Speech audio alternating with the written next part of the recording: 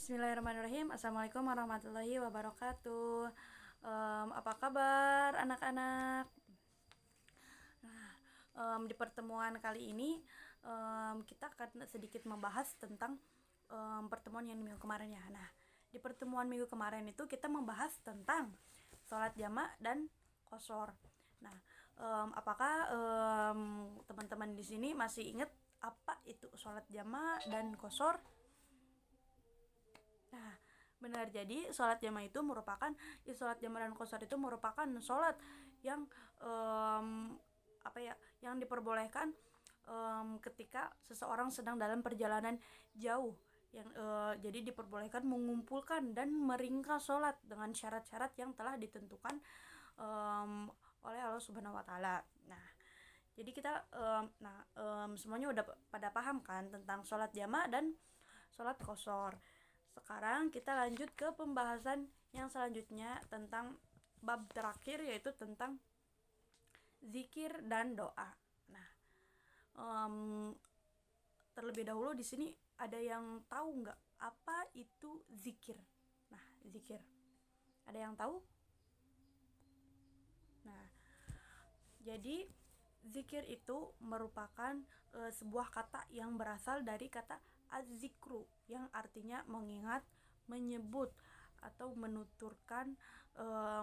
Nah, sedangkan zikir menurut istilah ialah mengingat Allah Subhanahu Wa Taala dengan maksud mendekatkan diri kita kepada Allah Subhanahu Wa Taala dengan cara menyebut semua sifat-sifat Allah Subhanahu Wa Taala atau kemuliaannya, seperti membaca tasbih, tahmid, takbir, dan tahlil. Jadi kalau kita membaca tasbih, tahmid, takbir, dan tahlil itu disebut dengan zikir kepada Allah Subhanahu Wa Taala. Yang selanjutnya yaitu doa.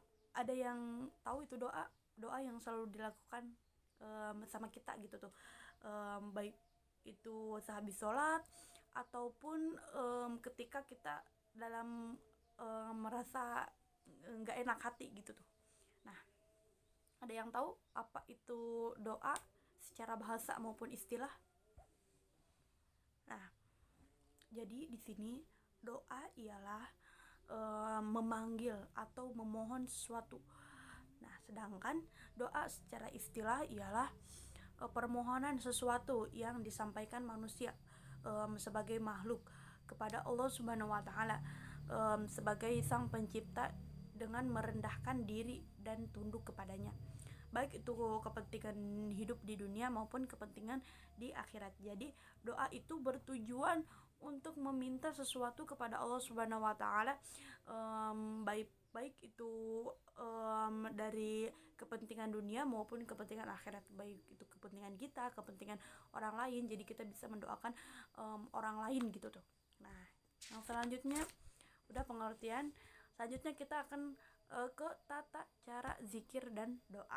Nah, di sini ada tata cara berzikir. Tata cara jadi nggak hanya ada tata cara sholat, tata cara wudhu, tapi zikir dan doa juga ada tata caranya. Yang pertama yaitu adalah zikir hendaknya dilakukan dengan sikap rendah hati. Kenapa harus dilakukan dengan sikap rendah hati? Ya, kalau misalnya kita berzikir dengan sifat yang gimana ya, kayak yang sombong gitu tuh, ya kan nggak etis. Kita tuh berzikir tuh kepada sang pencipta gitu tuh, yang yang menciptakan segalanya, yang menciptakan alam ini gitu tuh. Masa kita mau berhadapan dengan sang pencipta dengan sifat yang sombong gitu? Emangnya kita punya apa gitu?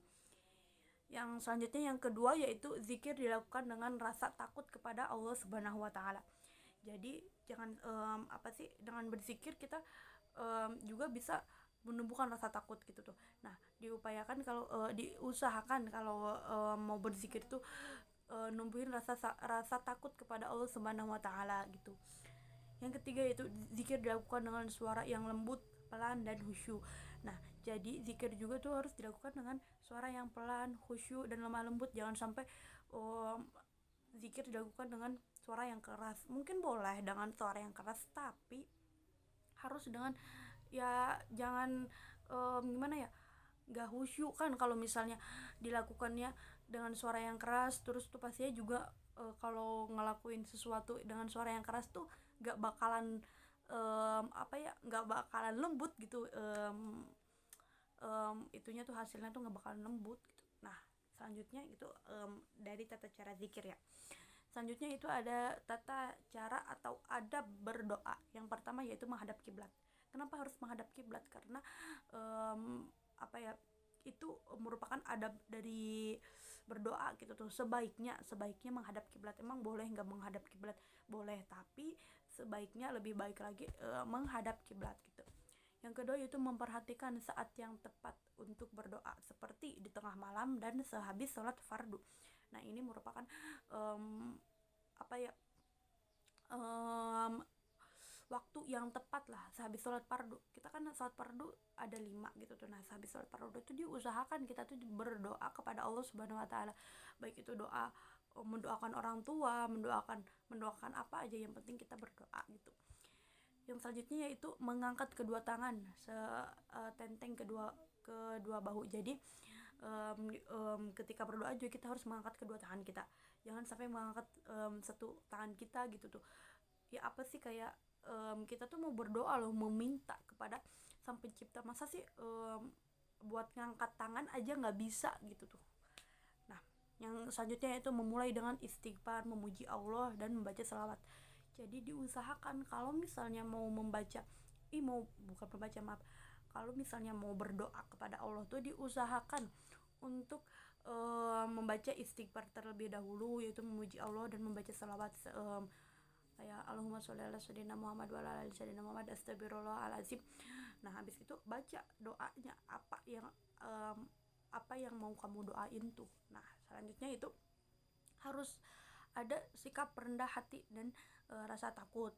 Nah itu kan udah dijelasin tadi, harus rendah hati ya, jangan, kan kita mau meminta bantuan, kan kita mau meminta tolong kepada Allah gitu tuh. Masa sih kita harus ada rasa songong, harus ada nggak ada rasa takutnya gitu.